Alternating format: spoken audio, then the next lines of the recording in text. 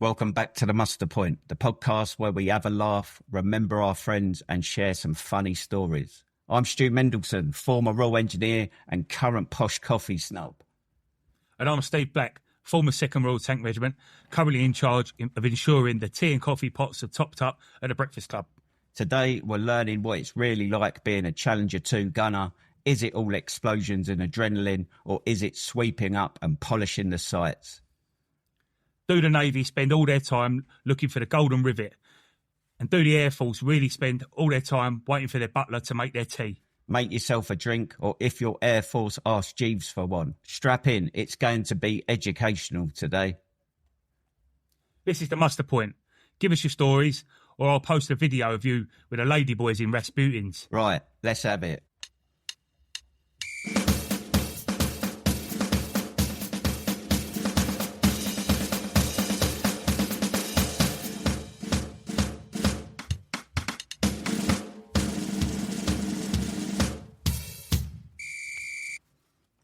Welcome back. Hello, Steve. Hello. You all right? We've got a right blinder of a one today, a day in the life of, haven't we? We have. I think we're still recalibrating, aren't we, from the little shuffle up we had. So this is now us now Test back and on adjust. track. Yeah, Dan, test and adjust. Yeah. What can we expect today? Well, we've got our usual stuff. We've got what we've been up to, a bit of news. But the main topic is a day in the life. So what's it like to be the RAF Reg? What's it like to be a tanky? Yeah. And not on tour, the mundane, boring life in when you're stuck in Tidworth or wherever else you may be. Yeah. We're going to try and implement, and we used to do competitions, didn't we? Or we went through a phase of that. We're going to try and bring that back today. We got, as you say, Armed Forces Veterans News, and I think later on, just a trigger warning that we're going to talk about some suicide awareness. Just obviously because it was recently, well, what was it? It must have been a couple of weeks ago that serving soldier Alex, what was his surname? I can't remember his surname, which is bad of me. But obviously he went missing and then obviously was found dead. So we're going to have a bit around suicide awareness. There was another bloke as well. I don't remember him, but my mate Fox Piss remembers one of the Irish Guards we was on tour with. He took his own life the other day. Oh, right. So I was just saying that. I did see that come up, yeah. It happens a lot, far too much. So we'll start off as usual. What we've been up to, what's been going on? Well, I'm trying to think now. Right, so I went on holiday for a few days with my mum and my missus, my dog. Went to Kent, all the way down to Kent, hour and 10 minutes away. What's that called? It's the Garden of England, right, Kent? Something like that, yeah. Whereabouts in Kent did you go? Not far from Rochester. It was it's a haven caravan site called Kent Coast, and there's no coast. It's the Thames. It's the Thames estuary. It's mud. Thames estuary, we went down to the beach and it was mud. Do you see any Royal Engineers down there? Because obviously that's where we're based. One RSME. No, but on the campsite, it's a really nice caravan site as far as I go. There's an old fort called Fort Slough, and I've done a guided tour there. It's about £5, and it was really interesting. It was set up in the 1860s, and just how it transformed through the years up until the Second World War, where it was used as like an anti-aircraft position. But because it's mad, because in the First World War they had these massive 15-inch naval guns designed to stop the German ships coming down the Thames, but then they realised the Thames is so shallow that if they do stop a German ship, it's going to block the Thames. So they sort of thought, right, we better move all the guns out of here to like Sheerness, because we've got to stop the Germans before they get to the Thames. Did you go to Digger World's down there? You get to drive a digger. No, I didn't. I ain't drove a digger for years. Yeah. I'd have thought you'd have been all over that. Yeah. Dragging the missus round. No, I went to Rochester, because that's your old stomping ground, isn't it, around that way? Well, Rochester was classed as a bit posh for us. We were Gillingham and Chatham. I think there was a club in Rochester. Can't think of the name of it. It's a lovely place. We were barred from going there. Yeah, I can imagine. I'll tell you now, it's very lefty. Very left wing. Yeah. There was massive spray painted Corbyn for King. Hell. There's a lot of stuff like that around there. Yeah, That is extreme, isn't it? A lot of left-wing propaganda. But would you want him as king? Would you? I don't really want him alive, but fucking hell. No, be careful, mate, buddy. You get locked up for that. That's like inciting a hatred. Where he is now, he's all right. He's not causing harm. But the fact that he nearly got in power a few years ago that worried me. And I think the current Prime Minister backed him then because he wanted to get rid of Trident, didn't he? So yeah. But yeah, where he is now, he's all right. He's not hurting no one. He's starting his own party now, so let him get on with that. Let him get on with it. Yeah. What else was there? So, and this is a bit of an announcement. So the muster point has signed the Armed Forces Covenant. It's unofficial at the moment. Well, no, it's official. We have signed it, but we're on the 5th of August. We're having a PR signing with Kevin Bonavia, Claire Paris, and the Stevenage Mayor is coming down. So I haven't released it on Facebook yet, but is that? Do you reckon it's good that we've signed it? Yeah. It ain't hurting us, is it? It's just like, yeah. It doesn't change anything what we do. We just get a little badge to put on our emails and website. Yeah. But yeah, it's at the end of the day, it's not hurting us. It's just like, yeah, we said something, might as well do it. Everyone else seems to do it, but we will actually uphold what we say. Well, have you read what I've committed us to? No, I haven't actually. Nah. I probably have, but I'll probably it's nothing to worry about. But I think it's nice and detailed. Have we signed Chizard back up? What do you mean signed him back up? Is he joining the TA? Are we going to send him to you? Oh yeah. He has to be. Yeah, that's we're volunteering. Yeah, we'll tell him they can have him. Not to look after runways though. No, we can send him to the International Legion. Okay, and he can dig a trench or something and be on the front line. Yeah.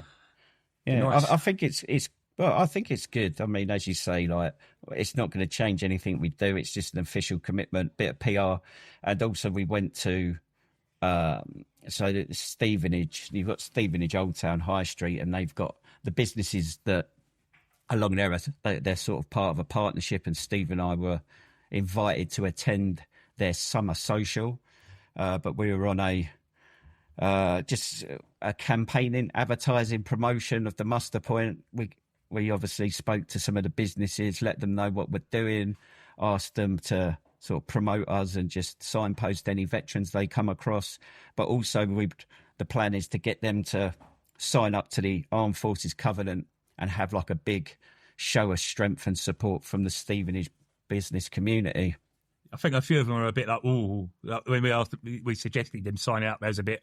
But I think, I think once it's sunk in and they've probably Googled it and thought, actually, you know what arms it going to do? Just at the end, a bit of solidarity. That's it. At the end of the day, it doesn't cost them anything, and they don't have to pledge the world. Like even if they just say, we support the Armed Forces community, that's it. At the end of the day, most of them have got many employees, so they ain't got to worry about all join up with the reserves or anything. But it's what it is. Yeah, so we'll see what comes of that. Tell everyone about the polo shirts. Yeah, we've got a group of uniformed men now. We're a unit. Most people have got charcoal grey polo shirts with a muster point. So we're becoming a little bit proper. I remember reading about a man in the 1930s in Germany who had a group of men who wore brown shirts. So we got these old men in grey shirts. So if we've got any problems, we'll send them in and they exactly. Get Arthur in. Yeah, they're enforcers.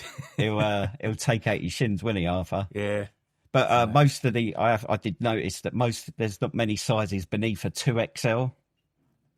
But I guess that's the stage of life we're all in. Yeah.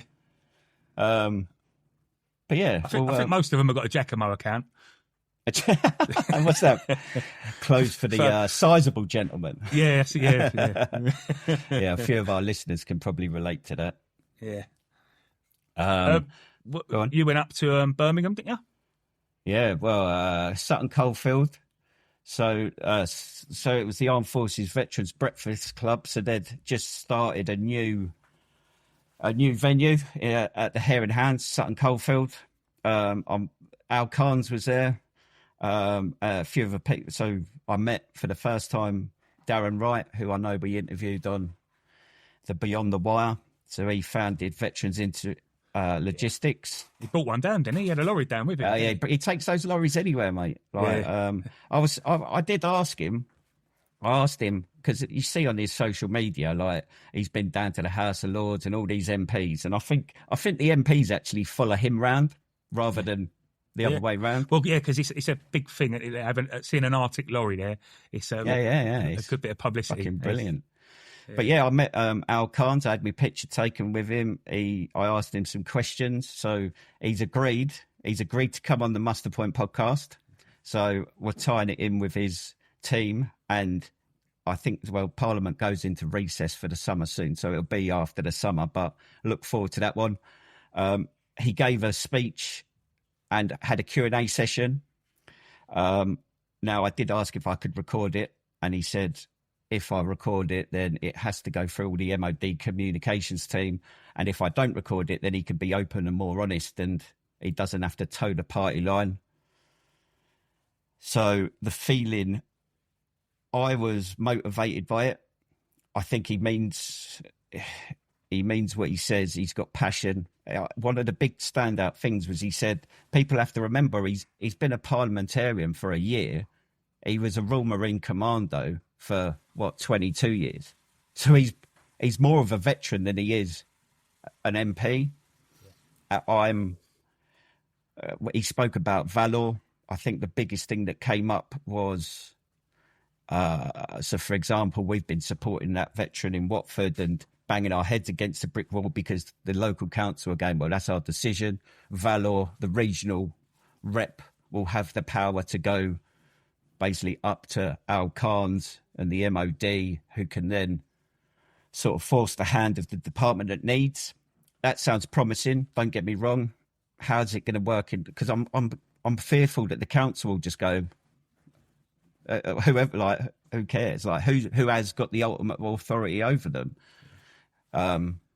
Ultimately, who's got priority? Like between veterans or a vulnerable elderly.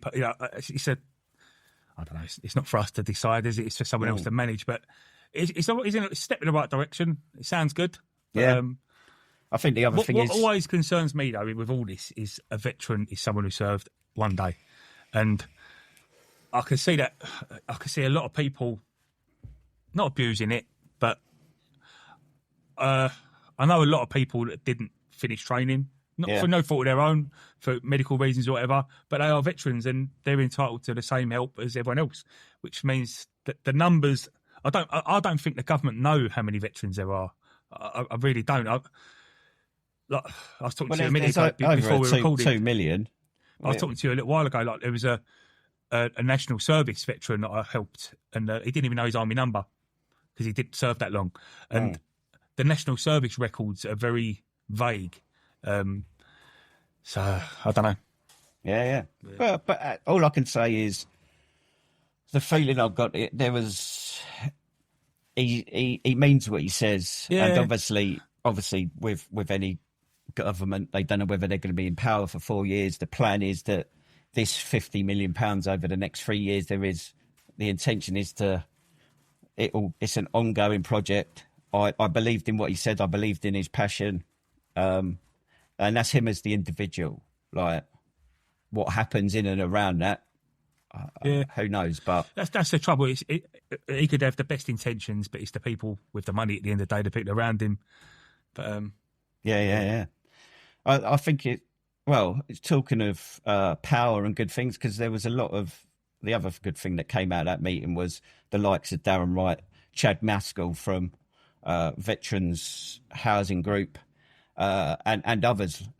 Derek, who founded the Veterans Breakfast Club. There was a lot of people in that room, a lot of veterans in that room with, like, there was a lot of power. As in, power is in like motivation to do good things. They're not good intentions. They're not part of the big machine that is like the RBL or whatever. It's like grassroots shit getting done. And I'd encourage anyone that's running an organisation with those motivations to get in touch and let's get together, because as veterans we forget the power we have, and when we get together and put our minds together for the same cause, we can get shit done. Well, look at what happened. Was it last week? Westminster, you had all the Northern Ireland veterans show of force, on foot and on motorbikes. It's impressive. Yeah.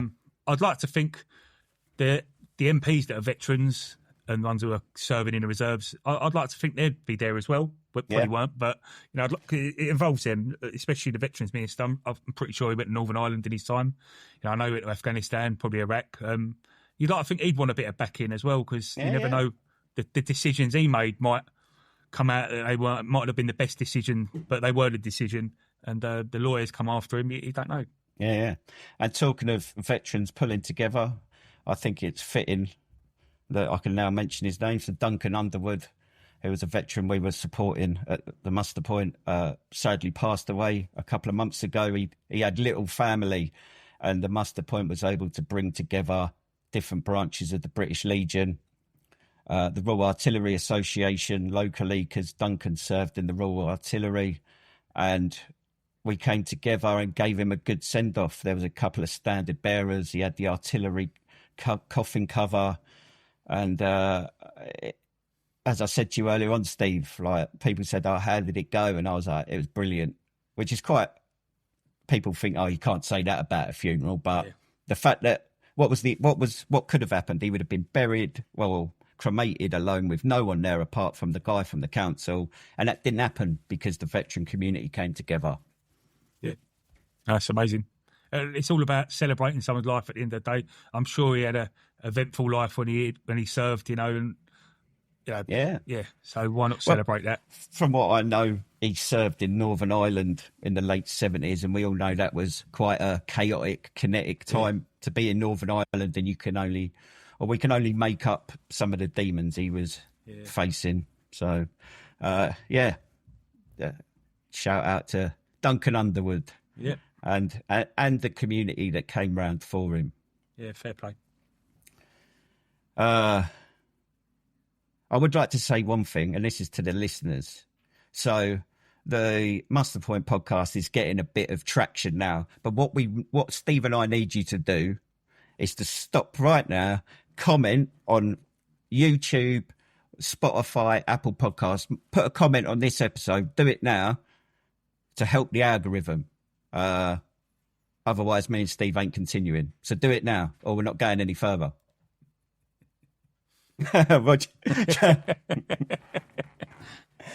do you reckon? Do you reckon they've done it? Well, I'll find out. Think people should, just put anything. Just put a question mark. Just anything. Anything. Just acknowledge us, like it, whatever. Exactly. It's mad how much that helps. It does. And, the algorithm likes that. Subscribe as well. That's another one, isn't it? Yeah. We sound like proper podcasters now. I know, and subscribe. Exactly. But it does. It helps a lot. Anything else to add, Steve, or can I ask you this icebreaker question? Go on then. Hit me. Hit ya. So what is, in the theme of today's episode, what is the biggest difference you notice between a typical day in the forces and a typical day in Civvy Street? Well, at work, Civvies are never on time and moan about fucking stupid things. Funny, I was up nights all weekend, and it's a bit warmer than normal, but it ain't as hot as it has been. And oh my god, it's a certain person who I had a big row with a few months ago. I remember Chizzy was covering as my boss, and I was like, I've had enough of this. That same person was kicking off because she wanted more breaks than she's entitled to, which we always normally get anyway. But just a song and dance over nothing. And but now for me, being on time, I'm always very rarely late for anything. I'm always 5 minutes before. But I've noticed Civvies, whether that's work or not.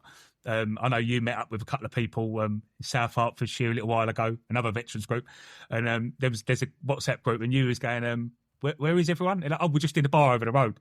And this was like, that pissed you off more than it pissed me off, didn't it? But like I say, they didn't serve, so they're doing great things for veterans, but they didn't serve, so that doesn't mean nothing to them. But it does mean a lot to people who served, I think. Whether you moan about it or not, most veterans are on time. Yeah, I think we are. I don't know. Yeah, I think just without doing anything. You're always planning ahead, aren't you? You're always thinking of traffic. You're always thinking, what time of day it is. It's 3 o'clock. Right, schools are kicking out. If I go this way, but I am anyway. But yeah. Well, fair play to you, Steve. Good lad, didn't you? Yeah, I am. Yeah, I try to be. Yeah, you are. You are. Go on. Yeah. What about you? I was thinking, like on an average day, and we'll probably come on to this, but in Civvy Street, like I think on an average day you do a lot more work, or there's an expectation to do work because your average day, actual work, not looking busy, actual. Yeah. Like, but don't get me wrong. When like say you're saying that. Like even Afghan for me was probably 90% pure boredom, but that 10% was the fucking like you're busy, you're switched on, and you have to be. But yeah, I guess that was the big. And when I talk about work, like exactly what you just said. My first proper job after leaving the army was on the railway, and it was very boring. Yeah. You don't do a lot of work, to be fair. It's like, you see council workers, there's loads of them doing sort of. But anyway, then I work for where I work now, Coca-Cola, where it's big money, and it's sometimes I'll go 6-7 hours without a break. That's not the company policy, but it's just the mentality is you've got to get that machine running, But then other times I'll do anything for 12 hours. So you take the rough for the smooth.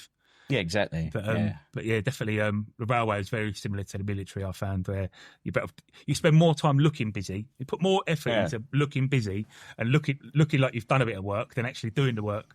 And Yeah, I get that. Yeah, but yeah, that's Well, send us. Well, comment on this bloody. Whether you're watching it on YouTube or you're watching it listening to it on Spotify. Stop. Make a comment. What is the biggest difference you've noticed between working in the forces and working in Civvy Street? And it can be funny. It can be ridiculous. It can be. You can even swear if you want. But yeah, let us know. Yeah. Should we do a bit of news, shall we? Let's bang out the news then. Go on then.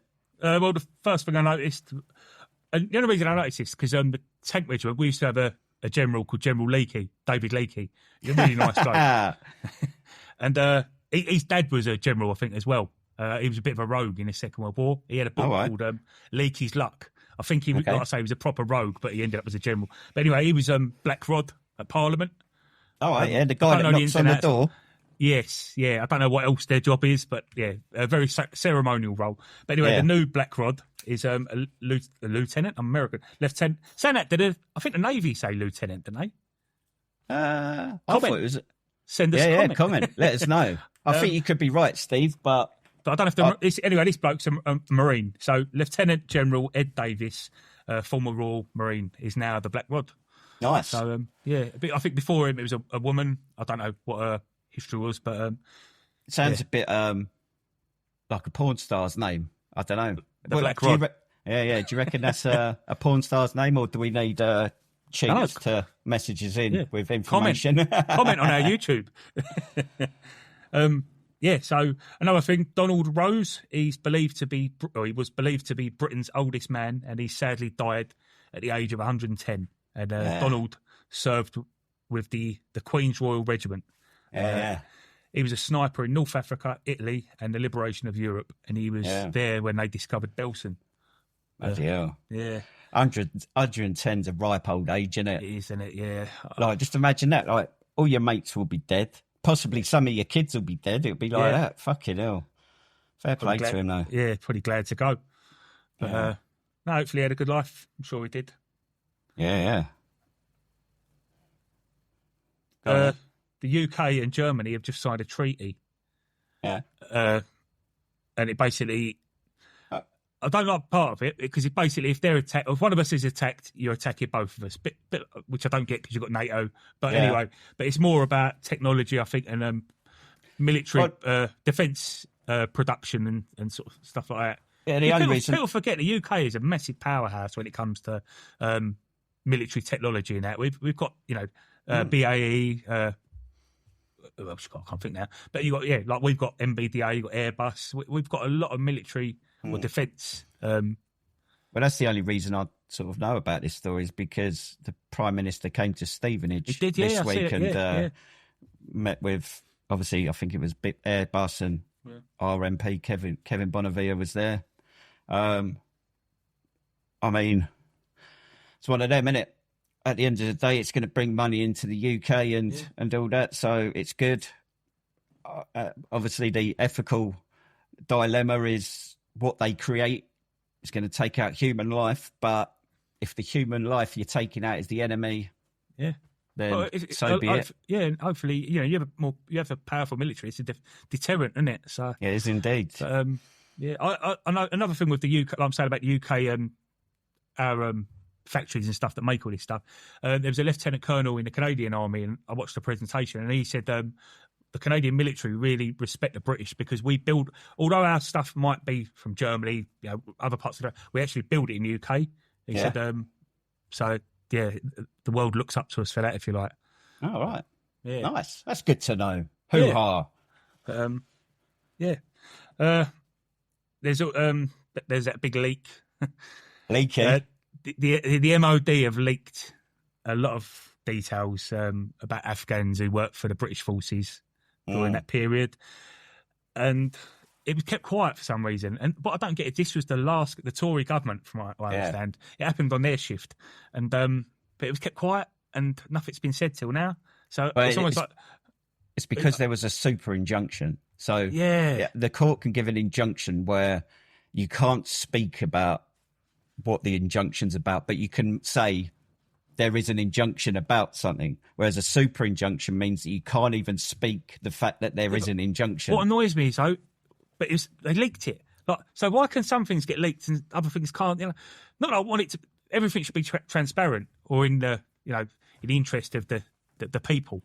But well, I think their theory is that if the media had have broadcast the fact that this data's been leaked, then it could potentially, I don't know. So say you're a Taliban officer, then this information's been leaked. Let's go find it. If that makes sense. Yeah, I kind of get it. How do they?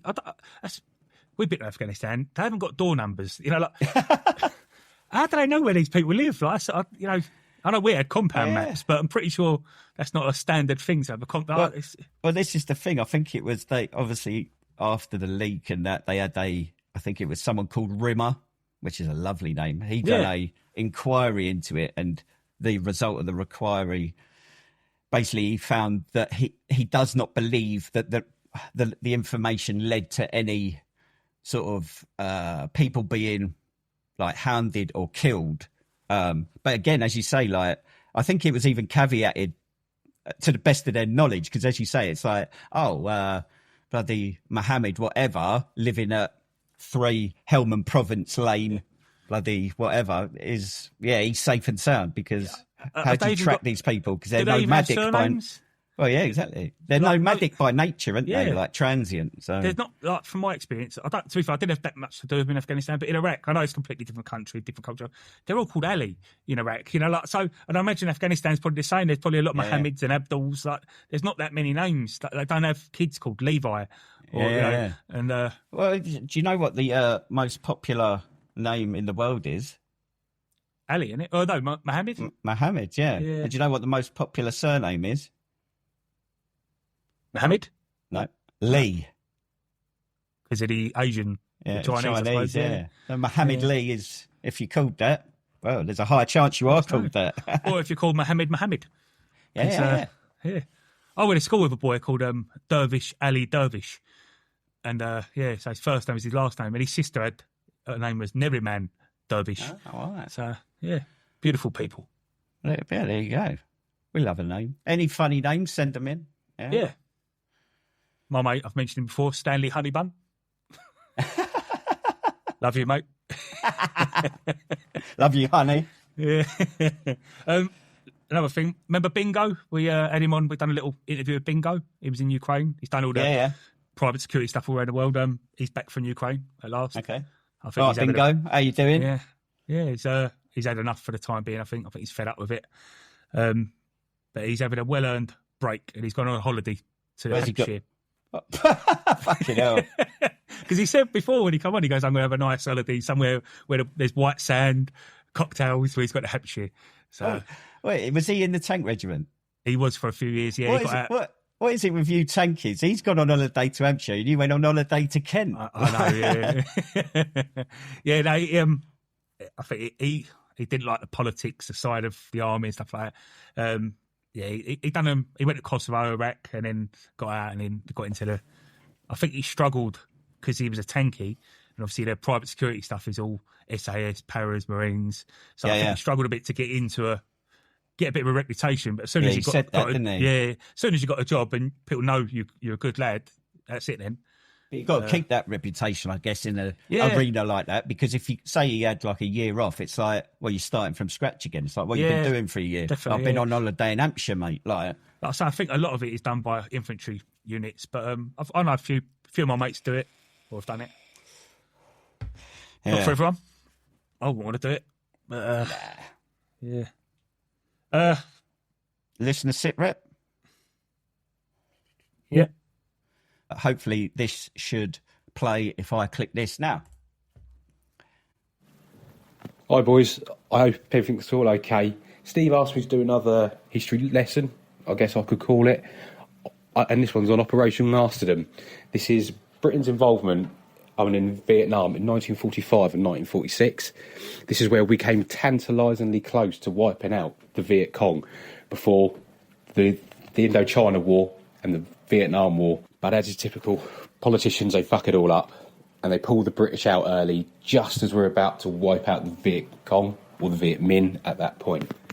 So obviously, Vietnam, there are 70,000 Japanese troops in country at that point. But as the war ends, there's a huge power vacuum. No one has any real control. So Ho Chi Minh tries to take his Viet Cong, or his Viet Minh, and they take Hanoi and then Saigon. So at this point, the country's a real shit show. There are Viet Cong fighting the Catholics. There are French fighting the Japanese, who are also fighting everyone else. So in September, the British turn up. It's a mixed force, about 1,700 men, of Indian, Gurkhas, Brits as well, obviously. And there's a Free French Commando attachment on that as well. So the Brits haven't got enough to take Saigon. So they enlist Japanese prisoners of war to help them fight. And at this point, about 5,000 Japs help. So after some real heavy fighting, the Viet Cong are driven out of the city, and there's a temporary truce. So after about a month, the truce is broken. A small Royal Engineers attachment is ambushed, and they're all killed by the Viet Cong. So after this, Douglas Gracie, who's the British commander, he goes on the offensive. He's quite an attacking guy, worked under Bill Slim, fighting the Japs in Burma. They'd been reinforced by a lot of British Indian troops, so they went on the offensive. And they fought in a place called the Triangle, which is above Saigon. Now, if you know Vietnam and the Vietnam War, there's a lot of fighting in this area over the next 20-so years. So the British, in this time, are fighting a jungle campaign. Stuff they've learnt in Burma, and stuff that they'll go on to use in Malaya and other anti-communist operations in the 50s and 60s. There are 2 or 3 really key battles. One is at a hill fort, where about 100 British soldiers hold off about 2,000 Viet Cong. They don't lose any soldiers at all, and the Viet Cong are absolutely decimated by doing banzai and frontal charges. And this type of warfare goes on for about 3 or 4 months. Normally all the battles are very one-sided against the Viet Cong. They're normally wiped out, lots are captured. This comes to the point where Ho Chi Minh has to head north, and the British want to pursue and effectively wipe them out. But this is a very unpopular campaign at home. There is a lot of Indians asking why are Indians fighting, doing the dirty work of the British. And the way the French are acting behind the lines is absolutely awful. There are burning villages, there are rapes, there are just general scenes of atrocities. So March 1946, after effectively wiping out the Viet Cong, are pulled out. If we would have spent a bit more time there, basically wiping out the last pockets, the Indochina War and the Vietnam War might not have happened. Now, obviously, this changes history, but obviously due to politics, due to money and internal bits all like that, it was a real lost opportunity. but all of the lessons learned would help us out in Malaya, in the 50s, and in Borneo and in other campaigns. Britain lost about 40 soldiers in this campaign. Now, obviously, a lot of these troops were thinking they'd be home in 1946 and not fighting in the jungles again as they have been in Burma. Now, at the start of the campaign, Douglas MacArthur, who was very anti-British, didn't want the British involved, so he held off their sort of entrance into the country. Now, that lost time cost us in the fact that we could have beaten the Viet Cong to Saigon, set up government, which means none of the fighting would have happened. But as again, big personalities and politics completely fucked up everything on the ground. At this point in Britain, there was a Labour government under Clement Attlee, and the left wing of his party were putting real pressure on him to pull these soldiers out. And as I said before, if they would have stayed a few more months, history would have been entirely different, and 30 years' worth of bloodshed in that country might not have happened. Well, cheers, boys. I hope that's good. I tried my best. Obviously, talking's not my strong suit. Bless him. Cheers, fellas. Thanks. He done all right, didn't he? He did, yeah. He loved it. Stuttering was coming out, wasn't it? Yeah, it's just soldiers. But it sounds like one-sided. It sounds like this is. I think this is a thing where. So, for example, in Ukraine v Russia, obviously.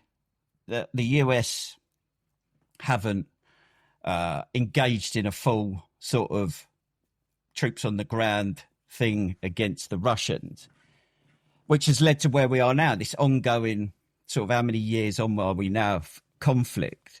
And I still believe that if the Yanks had a fucking... the Yanks were and are capable of dealing with it.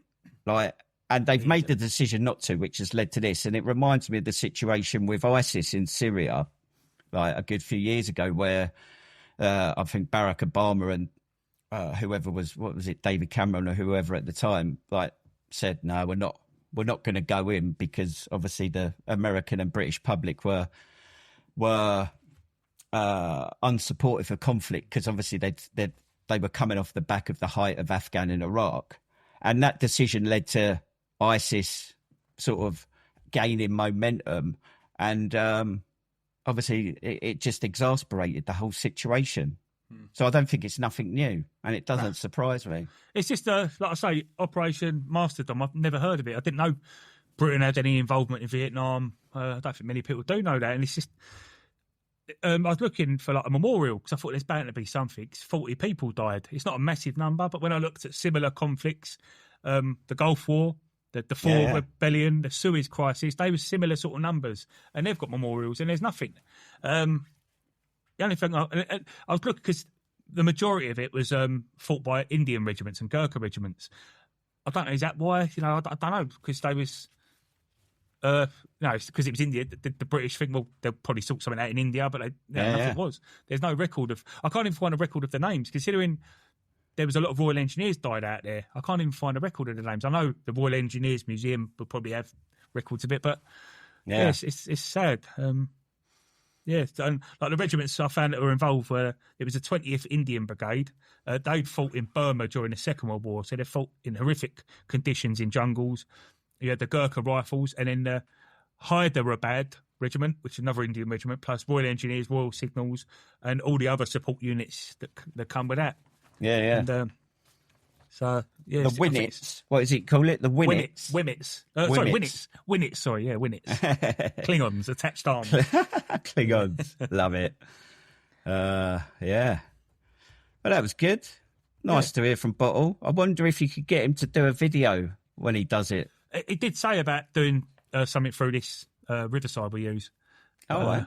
So I'll get him on. But well, if he's got the time to join it, but otherwise he can just record himself, and then we can put it in. Be good to see his little face. Yeah.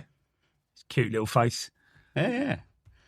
I'm just making some notes. What are we doing now? So, we mentioned earlier on about bringing this competition back. So, what's this week's competition going to be? Oh, so it doesn't have to be this week's competition, but we're going to run it for whenever. But what we want you to do is find this episode on YouTube, the video version, so you can see me and Steve doing this. Hello. And comment with what? A funny story? You got any ideas, Steve? I did have a couple of questions somewhere. Go on then. Well, something I was going to ask, I've had it written down for a while, is DIY furniture and home comforts. So when you was in the army, I'm thinking like the funniest thing that people used as furniture, like whether it was Hesco and pallet sofas or beer crate TV stands. What was the best bit of furniture made out of just bits and pieces? What was the funniest thing? Did someone make a bed on tour out of bits and pieces? I know we had a mobile gym we used to take around with us in Afghanistan on the Vikings, and it was like made out of jerry cans, bits of metal, scrap discs and bits and pieces, and it all sort of just hooked over the bar armour on the Vikings. So there you go, listeners. So find this episode on YouTube, the video version, so you can see Steve waving. Give everyone a wave. And comment, write in the comments your funniest, most ridiculous, weirdest, most novel piece of man-made or woman-made, furniture that you've used. Them-made furniture in the block, in tour, comment, and we'll send you a Muster Point podcast mug, and you can enjoy it. We should get some signed pictures of Bottle and send them out to people as well. Yeah. I like that. That idea. So there's your competition. And as I said, it has to be. I'm only going to be checking the YouTube comments for the video. So them is the rules. And you've got the question. So, right. Going into the main... Go on. I've had a couple of other bits sent in that I'll quickly bang out. So, a bloke called Tomo, he's listened to us a lot, and he said we're always talking about housing and like social housing, getting your name on a register and that. And obviously, it's not ideal. You don't want to be relying on that, on the state and things like that. But he said he bought his house when he was in the army, and he used a scheme called FHTB, the Forces Help to Buy. Yeah. And I remember hearing this, but no, my money was my beer money. That was where my money was going. I didn't care about bricks and mortar. But he said it was. So I looked into it, and anyway, so the eligibility for it, you've got to be a regular service personnel with more than 6 months remaining in service. You can borrow up to 50% of your annual salary, and that's capped at 25 grand. It's an interest-free loan. It says repayment, typically repaid over 10 years, but there's no limit, I don't think. And its purpose is to assist with the deposit and other costs associated with buying a home. So that's your solicitors' costs, your surveys, all that sort of stuff. And to apply, you've got to go through JPA. And the property type, the scheme is for buying a home to live in, not for buy-to-let properties. So you can't buy it just to rent out and earn a bit of money. But I wish I did that. I know a lot of Navy blokes do that, and we've spoke to charities run by sailors and ex-sailors, and they say a lot of soldiers, for some reason, live in married quarters, whereas the Navy don't. They all buy their properties. But the Army move around a lot more. Maybe that's why. Yeah. Like families move around a lot more. But it's definitely, I'll say, like my nephew's in the Army, my cousin's in the Army. I definitely recommend that to them. I get it. Yeah. Happy days. But I mean, there are, that's a good point. If you've got any experience of these, because I'm sure I remember different schemes when I was in. If you've got any experience of them or you want to highlight them, share the information. Well, another thing, a bloke called Bazza, he said there's a thing called veteransjobboard.uk. Yeah. Another one. But so he said, sorry, just to cut in, interestingly, go on. Veterans into logistics. Yeah. So that's Darren Wright's, mate. Yeah. Yeah. So they've got Asda, all the big supermarkets. They've got big names, and that don't mean nothing. But it's a bit more credited, if you like. But they also do some training with LCAS. So I'd imagine veterans into logistics might help you use them. Yeah. But with the enhanced learning credits, I didn't know this. It changed in 2016. So before 2016, you got 10 years to use it after you got out. Yeah. And you can use it in 3 separate years. 3 years. You can use it in 3 separate instalments, one a year. If you left after April the 1st, 2016, you only get 5 years. Mm. So, I found that out Saturday because I was chatting to Darren, and this was one of the things he brought up with Al Khan's, how that's changed. And he, in fact, actually, he may have mentioned it on the interview, but he was dealing with a female veteran that had got pregnant and basically like left in that period, and then obviously by the time she's had the baby, she's settled down into a routine or whatever, then her learning credits were expired, and it's like that's not on. Yeah. And also he made this thing. Darren was saying that obviously they're very you can only use your learning credits on specific courses, which is ridiculous. Because I remember, I had my engineering survey qualification was a level 5 qualification that I'd got within the forces. Like, I'm sure because I'd got that qualification, there was nothing in with LCAS that I could do because I was already sort of, I don't know. It just seems you say very that, restrictive. I'll tell you, because my brother-in-law, Diggy Dog, hello. He him and my sister bought a house years ago, and it was a bit of a door-upper. It needed plastering, so he didn't use his learning credits because I think he got out before that even started. But he paid to do like a 1-week plastering course, so he could learn to plaster his own house. Yeah. And he said the bloke there did the enhanced learning credits, and he said, it's like you're like I don't want to be a plasterer, but if you buy a house that needs work doing it, and you can go and do a 1-week course and learn to do it, or a short course, not to do that as a career, but just to learn another skill.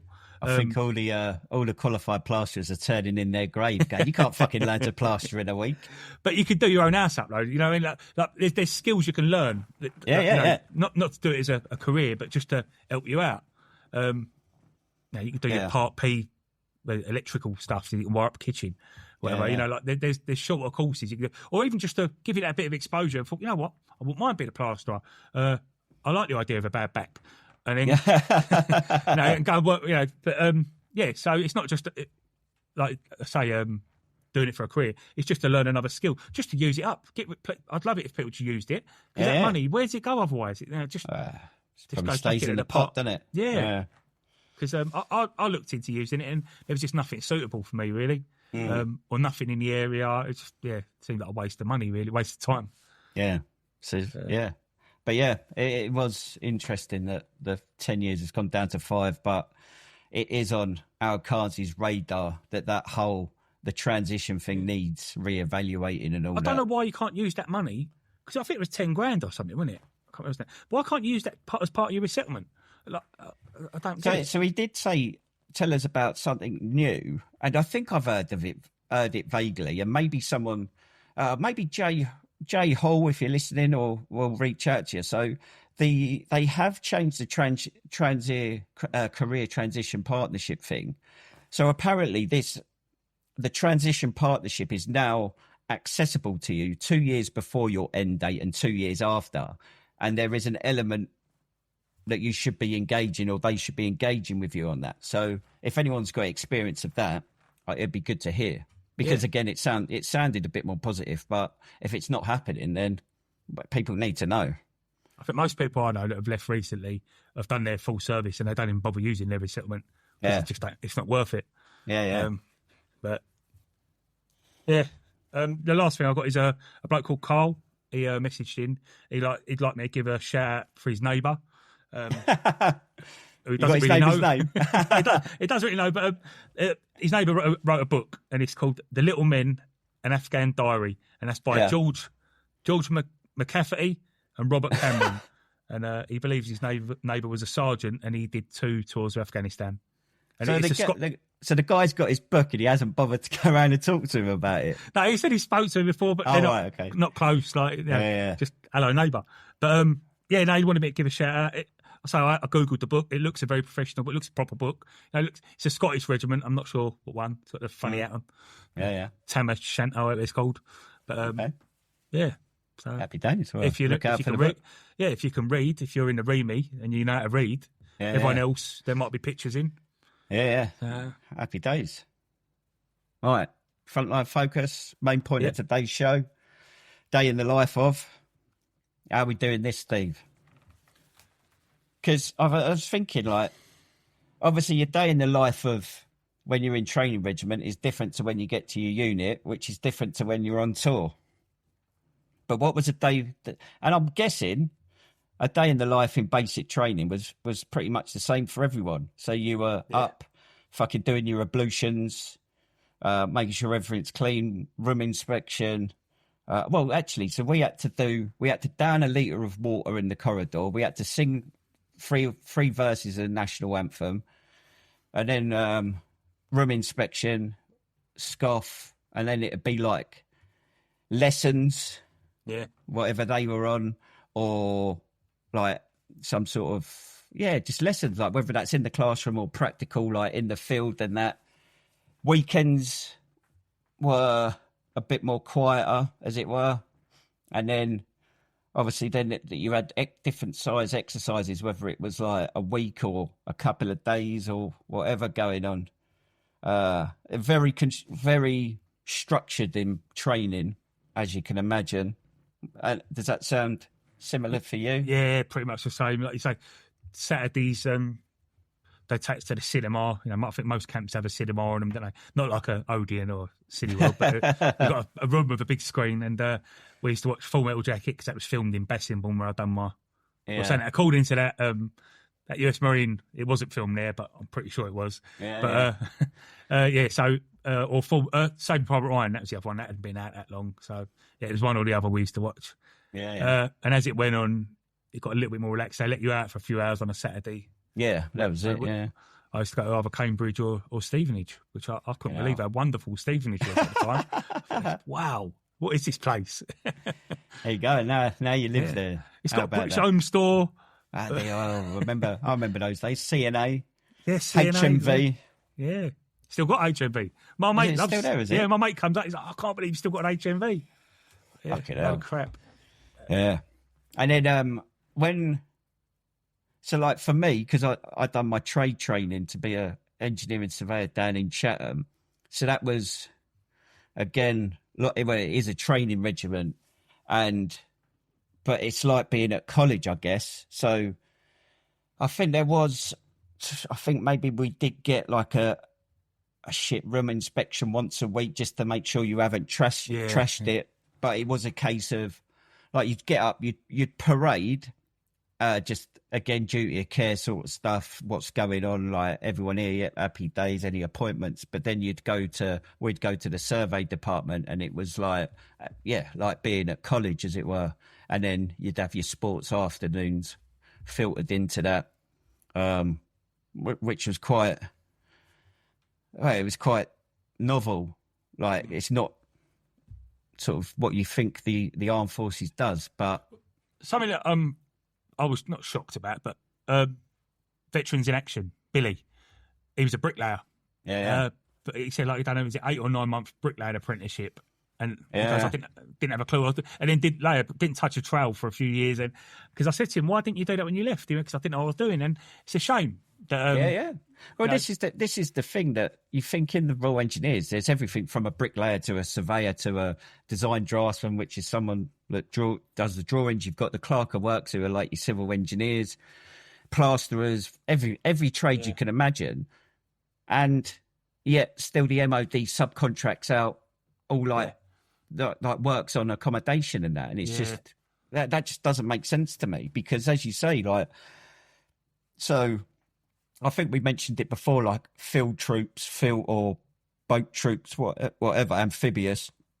So you think like these lads will go through their training, they'll do a quite intense bricklaying course, and then they'll go to a field troop, and they may not use it until they go on, I think Billy mentioned it, mapped up tasks and that, where it's like you go on exercise, but it's like a construction job.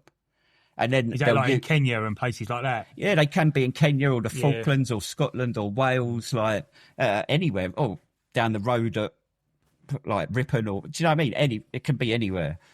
And then again, you go into that sort of construction sort of mode and that. But yeah, and certainly for me as a surveyor, so within squadrons or regiments, there'll be what's called a design cell, which is your surveyors, your CMTs, which I think we spoke about before, where your mud doctors, your design draftsmen, and your clerk of works. But obviously they're very small. I think at the time, somewhere in Nottingham, there was like an entire sort of regiment of design trades. So I rarely got to use it. And when I turned up in Afghan and we had a construction job at our favourite place, Shawkat, where we were putting in these biodiscs which turned the sort of dirty water into grey water, which could then be pumped out into the ground. Like I was literally doing my calculations and measurements on the backet of a fag packet, as cheesy as that sounds. It was just you make do.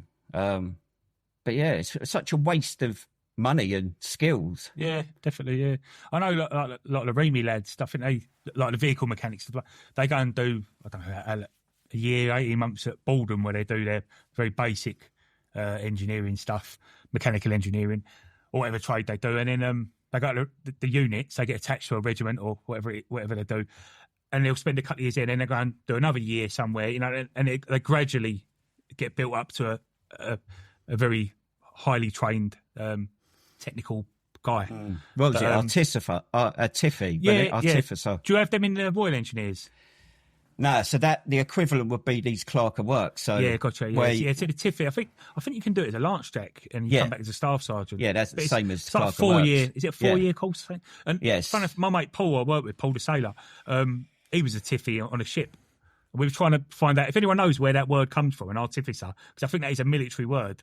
Well, it's an old engineering term, like an engineer sort of thing. Yeah, but I wonder if it's from India or something like that. A lot of weird words come from India. I wonder if it's like maybe. God knows, but because I say like my experience at the Remy, a lot of them were very good at what they did. Well, this is the thing, they got attached to. So I guarantee every regiment squadron had the Remy lads, and they were always working on a DAF, or particularly DAFs or Land Rovers. They were always working on them. We had is it AMEC and BMEC? I think AMEC was tracked vehicles and BMEC was wheeled vehicles, and they were split up like that. But then you had the Remy battalions where they do the major works. But then every regiment had a light aid detachment, which still done big works. And then every squadron would have a fitter section, which was that's it. 12, 15 blokes. So they'd have, like, in a tank squadron, you'd have a Krav, which was the Challenger without a turret, but it's got the dozer blade on the front. It's got cranes and winches everywhere. It looks like something from Robot. It looks like what the Royal Engineers have. So, that sort of thing. And then you have like a cut of 432s, and they've got cranes and I say that it is like Transformers. They pull the cover off, and it's got cranes and winches and stuff. And then like going on to like the day in the life of your unit. I don't know, I think we've alluded to it so many times.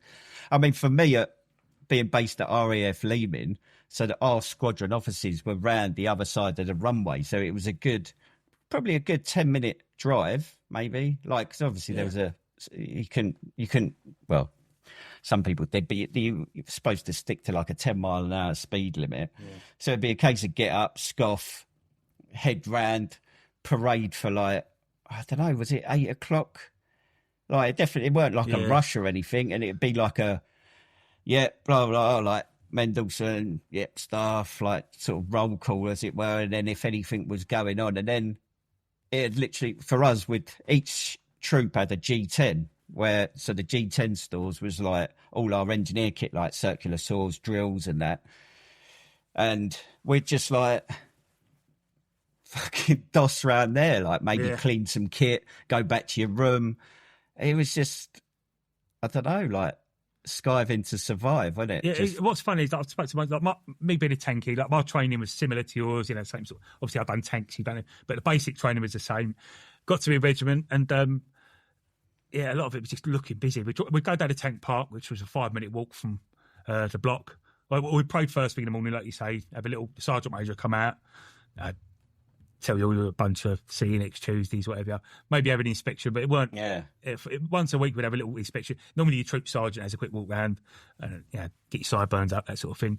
But nothing major. And we go down to tank park, drive the tanks out, leave them running all day, take a couple of panels off, open a couple of hatches, and then get inside the tank and go sleep and look busy. But we had the troop cage, it was called. It was an office, but we called it a cage.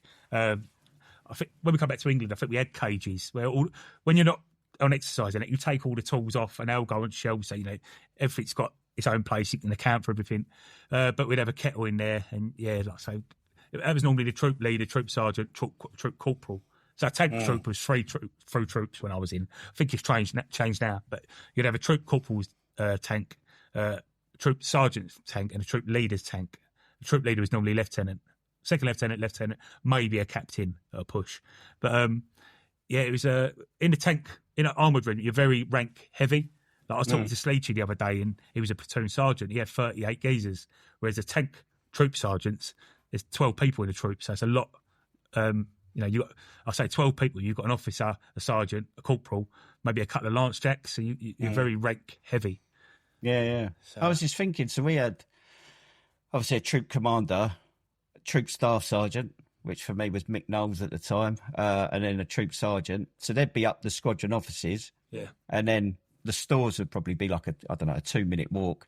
And each troop had their own G10 store. And then, so within, you'd have like a couple of full screws, like then lance jacks, and then quite a few sappers. And I mean, if you went on sort of a exercise, like an infantry exercise, then it'd be like we'd have 3 sections within the troop. But for the main part, it was just, this is the troop. And it'd be a case of just sitting there. If we hadn't been tasked with doing anything, it'd be like sort of almost waiting for the phone call from like, say, Mick Knowles to go, right, I need one bod to do this or do whatever. I remember plenty of brews, plenty of watching Jeremy Kyle. Yeah, nephew break, Jeremy Kyle. Yeah. Right. It was nephew break about 10 o'clock, I think, wasn't it? Yeah, that was it. Yeah. And then sometimes there'd be like say we were going on a engineer task or whatever, it'd be prepping kit.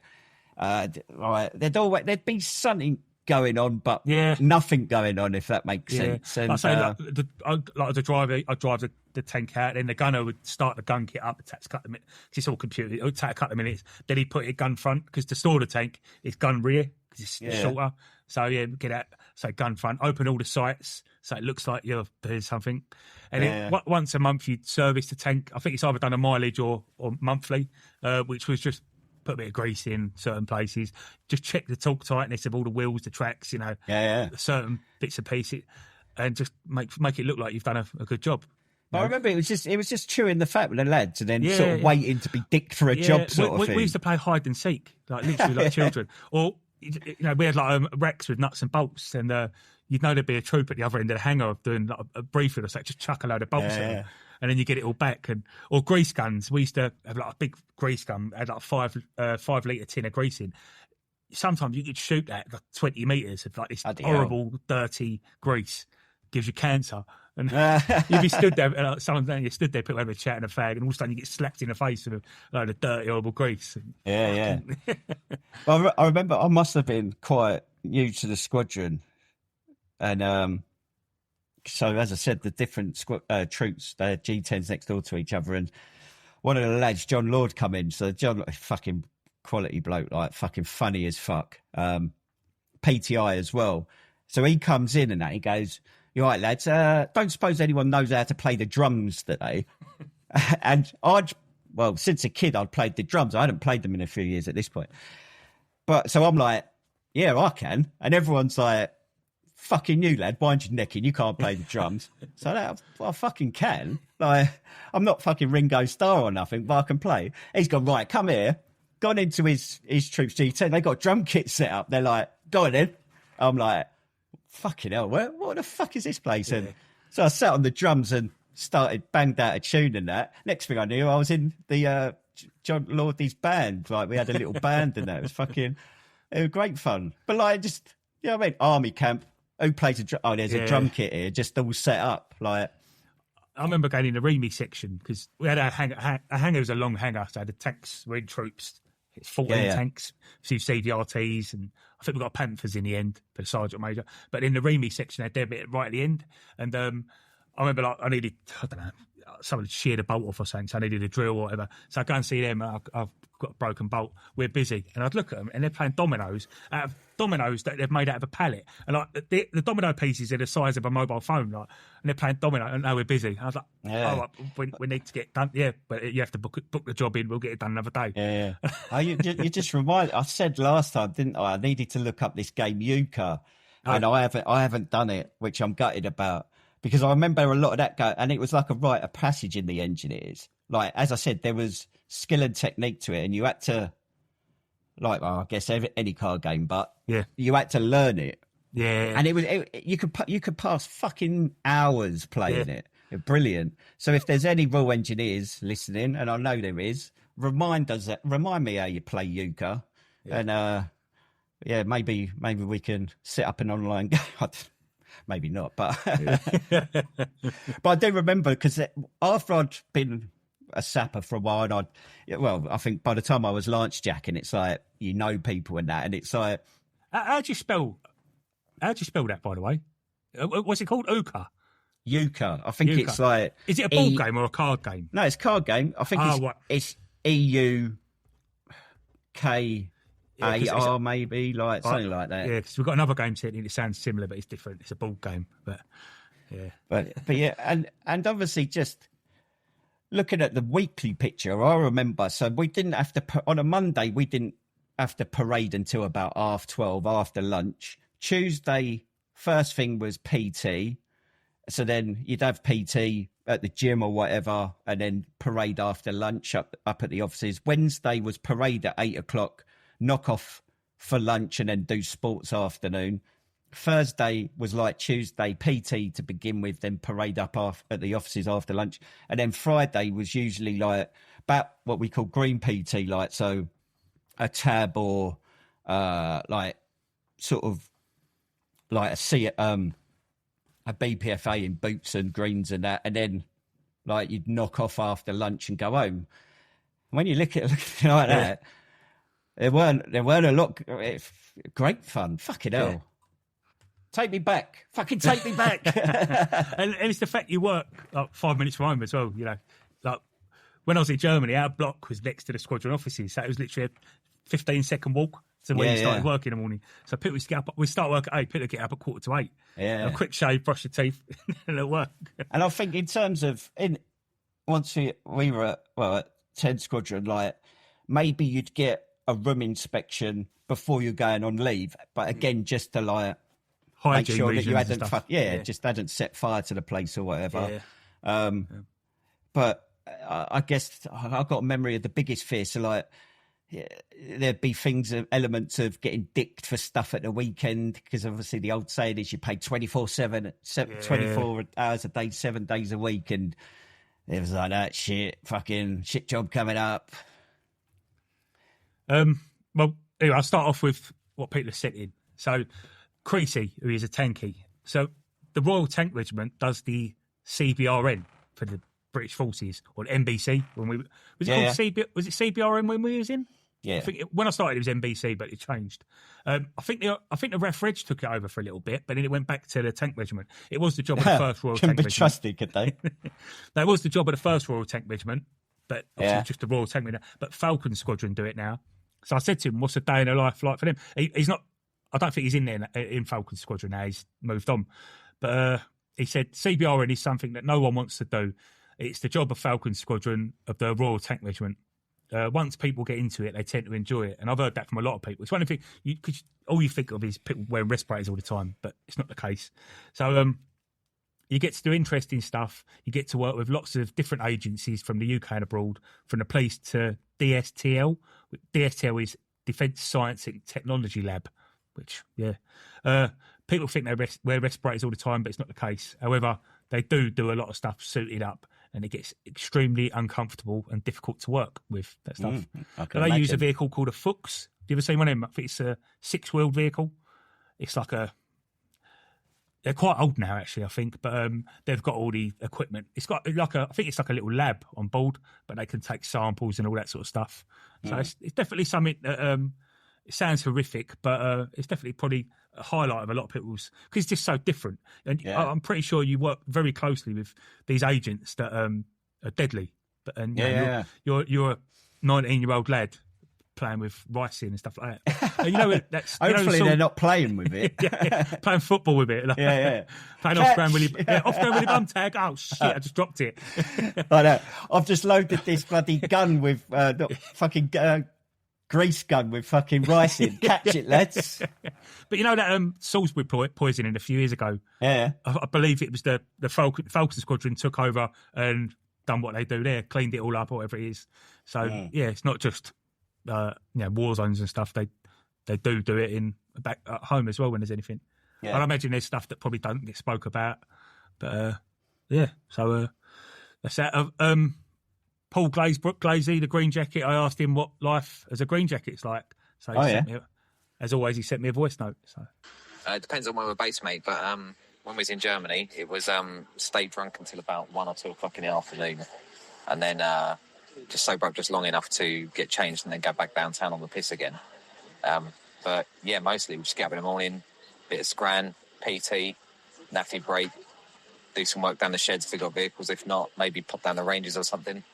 Then in the afternoon, see the day out and go on the piss. So I told you, fucking Green Jackets, light infantry, fucking howling blokes, aren't they? So that's the life of a Green Jacket. So Diggy Dog. He was a RAF helicopter fitter. I think they called him riggers. On camp was just a normal job. Brekkie over to the technical side of camp, avoiding the station warrant officer. So he didn't pick me up for the length of my sideburns. Couple of smokes and a bubbly brew. I asked him what a bubbly brew was. He said it's when you pour the kettle really high. Fuck it.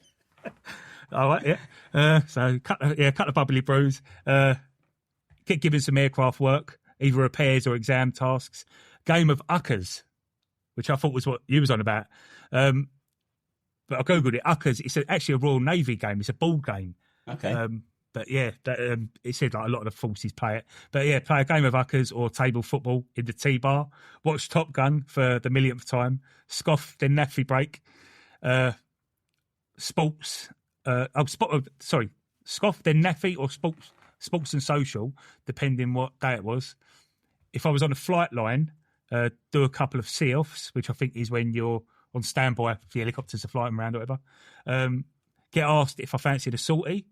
Then, if he wanted to, climb in the back of an helicopter and fall asleep before we took off. And then he said the usual lad pranks: stick araldite, which is glue, in someone's locker padlock. We used to, if you found araldite, or you'd leave it around, we'd glue someone's mug to the tank or whatever. You'd always see a mug stuck to the side of a tank. So glue their padlocks, so they had to cut it off, that kind of shit. So that was a Diggy Dog. Bottle. Bottle? He was a soldier.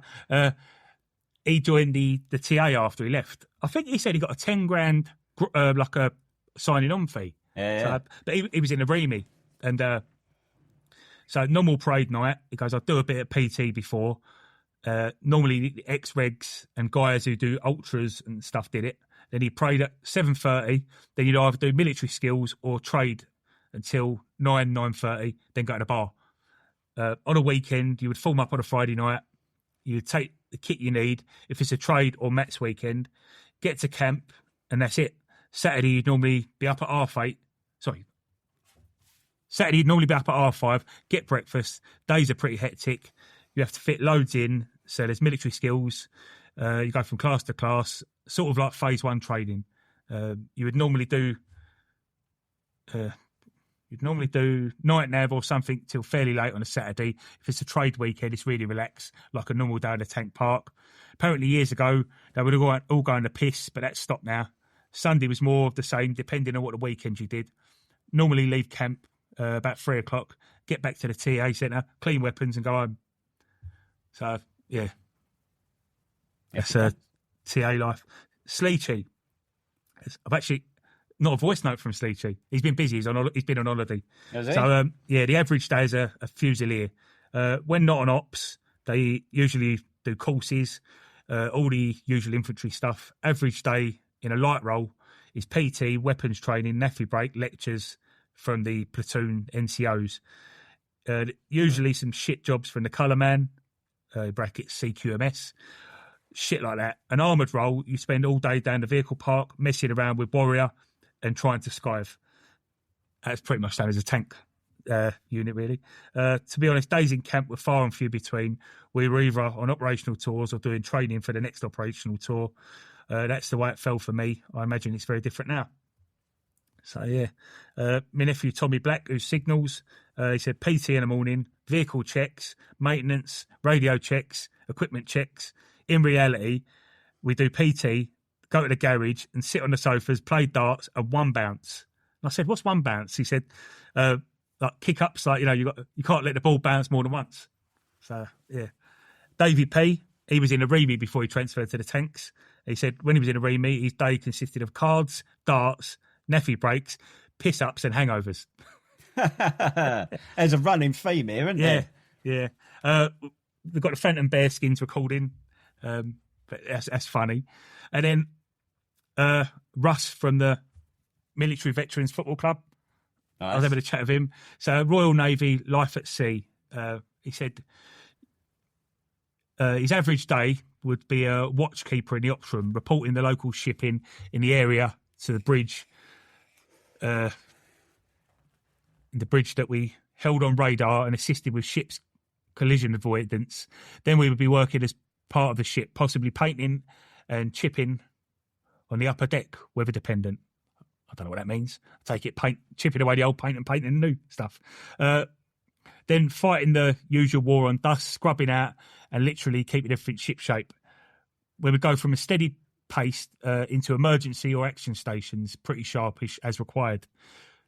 These would either be practice drills for continuous training purposes or real-world incidents or safeguard incidents, which is the Royal Navy term for real. Yeah. Anyway, emergency stations could be a fire, flooding compartments, which some of us doubled up as a fire and emergency party, as no one's coming to save you in the middle of the Oggin, brackets, ocean. So you do that as part of the ship's company. Man overboard is well drilled also, and we'd assist a few ships in distress. Then action stations is where everyone on the ship would have a place to be, and this would be the ship to the highest state of alert possible. This enables the captain to take the fight to other ships, aircrafts and submarines, and more up-to-date drones. Action stations would allow everything from manning every screen in the ops room, surface, subsurface, to the missiles, guns and sonars, and the firefighting posts, medics in the sick bay, and chefs in the galley constantly to keep everyone fed and watered. We could be at action for long periods of time. So another tool the Royal Navy use is called defence watches. This is where the ship is split into two crews, if you like, and everyone has an opposite number, and then you do 6 on, 6 off. And he said that's lasted up to 3 weeks with him. Yeah, so other random duties, ship's boarding team, anti-drug smuggling in the Caribbean, anti-piracy in Somalia, around that area, disaster relief, gun line, government-requested evacuations, and to be honest, the list goes on. And other days, we would drink tins and get naked together. So, happy days. Fair enough. And finally, Chizard. Fucking hell. Is he alive? Yeah, I said to him, what do the ref reg do when they're not on tour? And he said, at the hangar, PT, sports afternoons, cleaning of some sort, vehicle or weapons cleaning, weapons carders, drinking brews, watching Jezza, screaming for the lie detector, some of it off the top of my head. So, yeah, it's all similar. Apart from the Navy, everyone else is pretty similar. Like boredom, cleaning, looking busy. Jeremy Kyle, I remember when that came out, it was brilliant. Right, it was like 10 o'clock, right in the peak of Neffy break. Yeah, it's funny. So do you want to listen to the Phantom Bearskin? Yeah. We'll listen to that now. So today we've got the Phantom Bearskin back on, and he's going to be telling us what it's like to be a guardsman I can imagine there's a hell of a lot of bullshit in this one. There is bullshit, but I mean, you pretty much get it kicked into you when you're at depot or the ATR or whatever. I know life's changed, but it used to be quite brutal. You know, the attention to detail is just standards, and it's things you take for granted, and you only really notice them when you go and do courses. So it is, you know, when you get inspected twice a day. Well, depending who the whoever sergeant's on like duty or whatever, and yeah, you know, you will get the pin twisted bootlace, depending on who it is. I mean, the harshest one was Daz Chant. You know that RSM that got shot dead? Yeah, I heard about Regimental Sergeant Major is another one in the Guard. You're not allowed to abbreviate. So you have to say Regimental Sergeant Major, or they're called the Sergeant Major. And Company Sergeant Major called the Company Sergeant Major. It can be a bit of a pain in the arse from trying to get something out quickly. Yeah, he bagged the entire company. I got done for sleeping corner of eye. Yeah, we were all on the square at 4 o'clock, which is just a pain in the arse. Because if you get bagged again, you're at the guard room at 10 o'clock, you get bagged, you know, it can be perpetual. But yeah, you're same as every other unit. You get up, you don't wear headdress to scoff, you get inspected, and then you'll do pretty much anything that any other infantry battalion does. Either fizz, working a bit of weapons, cleaning weapons is always a good one. And pretty much in the routine. If you're on, if you're bouncing Queen's Guards, say your role, the battalion's role is to provide King's Guards, Royal Guards. You do a bit of drill, maybe some kit inspections. And even amongst that, you know, you'll be doing drill all morning and then they'll do weapons in the afternoon or something. And sort of clean your kit for the next day. If you're junior, if you're really, really junior, they'll probably inspect your kit or your boots or something like that before you mount guard. So it can be quite bullshitty. There's a lot of standing to attention to speak to a Lance Corporal. Oh, really? That would be quite something for most units, you know, full of grown-ups and people that don't need it to get their head around. But it's not until you go on courses and you're sort of bearing and turnout and the way you conduct yourself, it does stand out. I know the sort of lines were getting a bit blurred by the time I left. A lot of that is sort of bullshit and everyone cutting around on edge because you spend pretty much your entire day in the Guards trying to stay out of the shit. I'm sure a lot of people will back me up on that. You know, you poke your head out of the block before you go anywhere because someone will bag you and come here, what are you on? And then just bag you for something. I can be a pocket, it could be anything. So yeah, you stay out of the shit. Another one that's common to the Grenadiers and that catches a lot of people out, particularly again, if you're attached to another unit or you're on a course, you state your name on roll call upon inspection. And you're supposed to do it with a bit of vigour, a bit of panache. So you don't just go, Guardsman Forces, sir. You go, Guardsman Forces, sir. The other one on that, but if you're on a Queen's Guard, you have to say what detachment you're on. Again, you get your words mixed up. If depending on who's inspecting, you want to be a dick about it. She'll say, Guardsman Forces, the Buckingham Palace Detachment of the Queen's Guard, sir. Or Guardsman Forces, St. James Palace Detachment, Queen's Guard. Or if you're on Tower of London, Her Majesty's Main Guard, the Tower of London. So that's peculiar to us. So yeah, when I did my my RS course from Signals, Class 1 Signals thing, course at Warminster, and I was the only Grenadier there. And yeah, fucking everyone shit themselves because I fucking went for it. I thought it'd be quite funny. So they're just inspecting us on a Monday morning, just generally inspected us on the Monday, make sure no one's got black eyes hanging out and that sort of stuff. And yeah, I bellowed it out. The fuck was that? Brilliant. Tradition, yeah, customs and tradition. So yeah, so that's another one with the Guards. But yeah, pretty much the same thing, but just with an added bullshit. But it's weird. You get sort of institutionalised a bit, and it's sad, and a lot of lads won't thank me for this, but if you're on Queen's Guards and stuff like that, if someone's got a banging tune on, a bit of Shaggy or something like that, or a bit of dance music, it's not unusual, and I shit you not, to see bods with broom handles in the corridor doing drill, marching along to it, or practising their halt, trying to get the halt as alley as fuck in front of the mirror, because they have these big sort of head-to-toe mirrors, as you probably get in most units. Yeah, you'll just find bods, flip-flops. You hear like boom, boom, and then we hear is flip, flip, flip, flip, flip. What are you doing? Some bod marching up and down or trying to get because, you halt and you're trying to slide your left foot. You want your left foot to slide a bit. It's called bolo, because in the Guards, again, Ali or Gucci that you get in other units or other regiments Yeah, we have Bolo, Bolo. Yeah, Bolo, well, Bolo. Yeah, a bit weird. Is that a Grenadier Guards thing? I don't know. You get Bo, and you get Ali Bolo. Oh, Bolo. Yeah, something. I've never heard that. I've heard shiny. It's generally peculiar to the Guards because it's Bolo if you do something, if you've got, like you've regroomed your plume or your bearskin or something and you've got a really nice fringe. It's supposed to look like an apple from the front and an upside down pear from the back, although standards of grooming and the bearskins, I don't want to be an old sweat. I haven't got flipping grey flax and a blazer and any of that shit. But yeah, the bearskins, I don't know if it's because the bearskins are a bit shitter than they used to be. But that seems to have gone down. But yeah, I did notice on the parade the other day that they looked a bit crap. One of them had his eye covered like Gabrielle. I don't know whether that's the bearskins, just the way they're taught to groom them, because you wash them and shampoo them and, shower them like it's normal hair, because it is essentially capable of getting dirty and crap in it and stuff and frizzling up.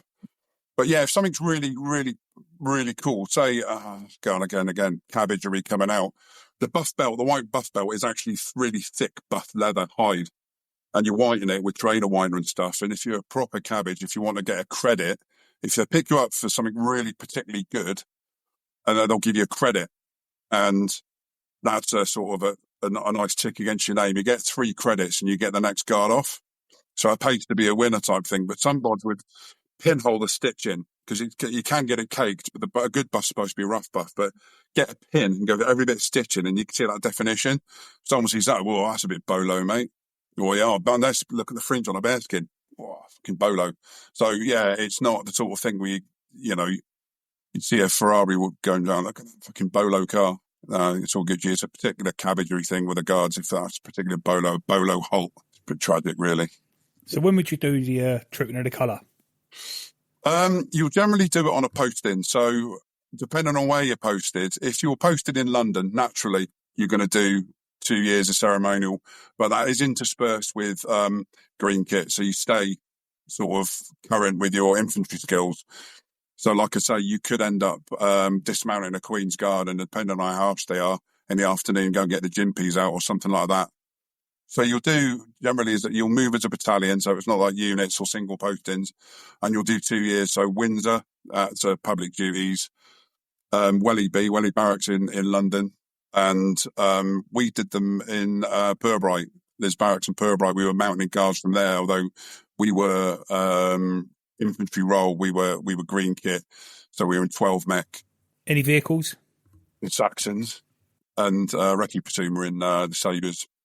So you'll rotate every 2 years. So if you go on a posting up, so I think Scots Guards are in Catterick, I think they're in Warriors, so they won't do any of that stuff, and they'll put all that stuff away. Maybe they'll get it out for special occasions or commemorations or presentation of colours, something like that sort of thing. So yeah, you'll rotate every couple of years between one of the normal Guards things or perhaps overseas a residential tour. In the old days, you used to get 2 years in Ireland. You maybe get a Guards battalion out there for 2 years. It's good. You do put the kit away sometimes, and I know guys that served in the Guards that didn't do any trooping the colours, any of that stuff. Maybe put the kit on, a handful of times and get the photos taken for the grands and that sort of stuff. Oh, lovely. Really appreciate that, mate. It's a good insight into what the Guards do, because I always thought they just stood outside Buckingham Palace. So thanks a lot. See you next time. That was good. Yeah. He's a funny bloke. He's just another. Did I tell you about how much of a small world it is? So a guy that used to run a pub up where my mum and dad live in Staffordshire, where when I was convalescing after being injured, me and him sort of become drinking buddies. Turns out he now runs the pub opposite where the Phantom Bearskin lives.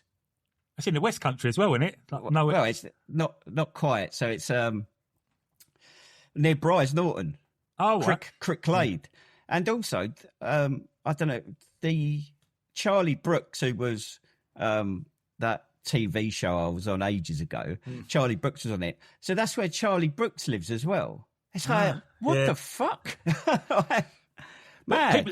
The amount of people who've got in touch, even the Phantom Bearskin, we've got a connection with our breakfast club, like they know each other. But it's quite a lot of people have got in touch, and there's been connections, and it's a small world. It is mad. I was just like that. What the fuck is this all about? Yeah. Strange, yeah. It definitely There is. you go. So before we go on to muckers, remember, just a reminder of the competition. So what did we say? So any self-made furniture, the more ridiculous, the more funny, the more outlandish, the better. And the way you can win is by finding this episode on YouTube, and it has to be the video version because you can see Steve waving now. There you go. And yeah, tell us about, write in the comments your strangest, weirdest, as I said, most outlandish bit of self-made furniture, and you could win. What could they win, Steve? Just a load of crap, really. Bottle openers, pens. Well, we're going to get some Mustard Point podcast mugs made. Yeah, don't some we? mugs. We've got all sorts of crap. Car air fresheners. Fucking hell. Yeah. Decent. I reckon we should get George to be the judge as well. George can be the judge. Very One straight, of our... going bloke. Yeah. No shit from him. Yeah.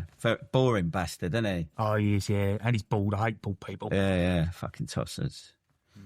But yeah, so I believe you've got Muckers Remembered this week. So if we're going to your Muckers Remembered, Steve.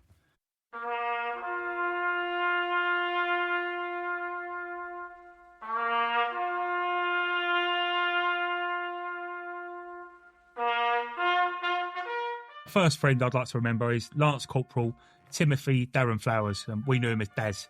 He was from Northern Ireland and he was a massive Millwall fan. And he joined the Remy as a vehicle mechanic. During that time, he was attached to Badger Squadron, the 2nd Royal Tank Regiment. He was a proper grease monkey. He was a proper mechanic. He was always covered in grease and oil, but he was a very professional craftsman. And he died in Basra Palace on the 21st of July 2007 on Optelic 10. And he died from shrapnel injuries during an indirect fire attack. He was 25 years old. He died doing what he loved. He was in his overalls, covered in grease and oil, and he was working on a Warrior. And yeah, he was just a good lad, really nice bloke. So my other mate I'd like to remember is Trooper Joshua Hammond, or Hammy, as we all knew him. And he arrived at the 2nd Royal Tank Regiment in 2008, and he was put in Badger Squadron. We were on the same tank. He was my driver. I was his loader, and we did tank exercises in the UK and Canada. And while he was in Canada, he very courageously volunteered to move to Egypt Squadron in the 2nd Royal Tank Regiment because they was deploying to Afghanistan, and he wanted to get a tour under his belt. Later on, I soon followed him, and we ended up in the same troop again. On the 1st of July 2009, Hammy was killed by an IED. It rocked the squadron. We'd had a few casualties before then, but it was the first death of the squadron, and they're all unexpected, but it really was unexpected. And I really do think of them two every day, and I'll see them both in the green fields beyond. Thanks for that, Steve. I like it when they're close to us. Obviously has more meaning, and then it makes me think that how many lads have died. Yeah. It's quite. Well, I love with Daz. Obviously, he was in a Remy, so we was close, but not best mate. We never had a tank together or nothing. But I remember talking to him because he's from Northern Ireland. There weren't many. Well, there was a lot of people from Northern Ireland in the army, but not in my regiment. And I said to him, why did you join the army, sort of thing? He went, there's nothing else to do. And I said, what was your opinion of the British army when you was a kid? He went, well, I didn't really have an opinion, but it was fun to throw bricks at the soldiers because you get a chase. Yeah. And so he said a lot of the riots and stuff were just bored kids on school holidays. Didn't really know why they was rioting. They just tagged along because it was fun. So, yeah. Yeah, thanks for that, Steve. And obviously to anyone listening that wants to send in their muckers remembered, we're more than happy to read them out and do our best to honour your mates, honour your muckers.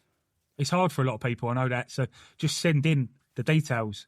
Just send in their name and we'll do our best to find out a bit of information about it. It's hard. I've got people who are very confident, and I've asked them if they wanted to do one, and they can't.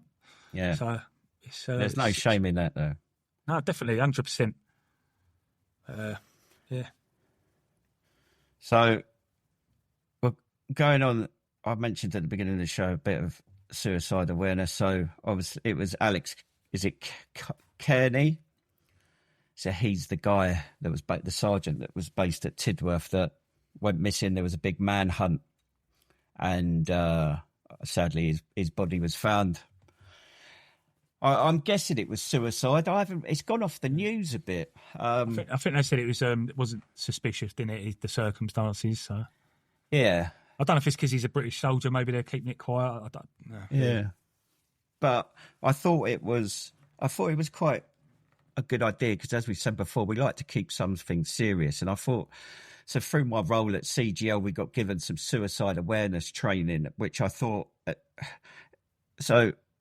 It gave me confidence to look out for the signs. So what we're going to talk about is about not if you're feeling suicidal, but like if your mate comes to you or anyone comes to you. Because I think we put ourselves under a lot of pressure I could have done more. What could I have done? And I think the biggest thing, and it may sound, people may be aware of this, but ultimately if sadly somebody's in that place where they want to take their own lives, there's not a lot you can do about it apart from being in their house and fucking babysitting them for 24 hours a day. So I think we need to understand that sometimes there's nothing we can do, and we can do all the right things and it can still end up in a bad result. But some of the things I learned and some of the things to look out for, and it's if somebody comes to you, it's about listening. And listening without judgment. So whatever they're talking about, just let them talk, and try not to make any judgmental comments, because this could save their lives. And if you know, it's like if somebody gives you like oh mate, what you on about, that may cause them to shut up and clam up, and we don't want that. And try not to overly give advice. Remember, you're there just to sit with them in that place and just listen, and don't be like, oh, do this, do that. Because again, sometimes people don't want to be, oh, yeah, it's easy, just do this. Oh, if it was fucking easy, I'd be doing it. But the things I learned was, has this person tried to take their own life before? And if they have taken their life before, or tried to take their life before, how far along the road did they get it? Did they just talk about it? Did they get up on a bridge and then get down again? Did they get up on that bridge and then have to be coerced down by the police, say? Because depending on the level of what they've done before, gives you a bit of an indication of how committed they are. And again, I caveat this because that you may not have that information. Ultimately, if they want to do it, there's not a lot we can ultimately do. But having this awareness of their path before, like listening to them, really listening to them, what's going on for them. And if they're saying, like, they may have suicide ideation. They may talk about it. Oh, I wish I was better off dead. And there's a big difference between actually making plans. Are they making plans? Have they stockpiled paracetamol? Have they planned to go down to a bridge or whatever? Do they have a location? Are they talking, like, for example, if somebody's talking about going on holiday with their family next week, potentially they're less committed to taking their own lives. Again, I'm not saying that this is a guaranteed way, but I think just to paraphrase what I've just said, obviously talk, listen with an open mind, non-judgmental, establish, have they got a history of talking about suicide and having tried it, and to what extent they've been stopped in the past, and what are their plans? Are they just talking, oh, I wish I was better off dead, or have they made legitimate plans? And those are vital things to get out to establish how serious this person is. And I know we've said it before on the podcast about making yourself aware of what's around you, because we're not professionals in this. There's professional organisations that can better support these people. Make yourself aware of what's around you, whether it's veteran support, charities, organisations, independent, whatever it is. Fucking do some time to research what's around you, because if and when you come across this situation where a friend or someone you're supporting comes to you and they're talking very negatively, you can ask these questions, you can listen, and you can try signposting, or even have the confidence to say, well, I've spoken to these guys, they're fucking sound. Come on, mate, I'll make the phone call with you. And I hope I've made sense there, Steve. Yeah, no, definitely. Yeah, no one, or not saying no one, but the average person isn't equipped to talk to someone who's in that mindset. And at the same time, a lot of people say, I've had enough of life, I'm going to kill myself, storm out the door. I don't mean it. It's just not attention seeking, but it's... I cry for help, which is bad, bad, and I'm not saying that, but yeah. It's I just feel like, I don't know, I think the first time I went to Iraq, we got told what to look for in everything, and it was presence of the abnormal and absence of the normal. And I've sort of stuck by that with everything. Whether I'm fixing a machine, that's what I'm looking for. If there's a problem, I'm looking for the absence of normal, presence of the abnormal. Even people, your friends, if someone just ain't right, and a couple of times someone's texted me, if you spoke to John, no, why? He just ain't right. And then I'll text him, and he's all right with me. And I thought, well, he seems all right when I talk to him. He might just have the ump with you, But it's not talking behind people's backs, but checking on your mates, and just like there's certain mates that they're not going to go gossiping if you say I'm worried about him. But ultimately, like you say, if someone has got that mindset and they're going to do it, it's very difficult to stop them. It's just, I suppose, handing them a Samaritan's leaflet probably ain't the best thing to do, but maybe throw it into a conversation. I'm not trained to talk about this, but just say, just sort of, I don't know, like you say, equip yourself. A lot of stuff we talk about on here, you might not need help from a lot of the charities we've got. Hopefully you never need help from Military versus Cancer, but knowing about it, so it's in the back of your mind. Someone texted me the other week saying, what was that charity you mentioned? Because a friend of mine's wife isn't well. And it's just equipping ourselves with the tools to be able to look after each other a bit more, and not just each other's family. And it's, Yeah, and that's the thing. Like, it's all well and good saying, it's good to talk and it's good to check in on your mates, but actually fucking do it. So if you notice someone's gone off the radar a bit, or they're drinking too much, or whatever, as you said, that presence of the abnormal, well, let's check in on him, and then say, like, what's going on, mate? Like, and if they turn around and share, I've been thinking about doing this to myself, then ask those questions, like, have you had these thoughts before? How far have you got with it? What's your plans? Like, does it sound like there's actual plans? And then just, I think it's vitally important just to make yourself aware, because as you say, Steve, that it's not, hopefully you listening to this right now don't ever need these charities or organisations, but your mucker next to you might. Yeah, I had a mate who texted me I was on nights all weekend, about 3 o'clock in the morning. I got a text off one of my mates telling me, I'm not going to say his name, but he was telling me how proud he is of me and you, Stu.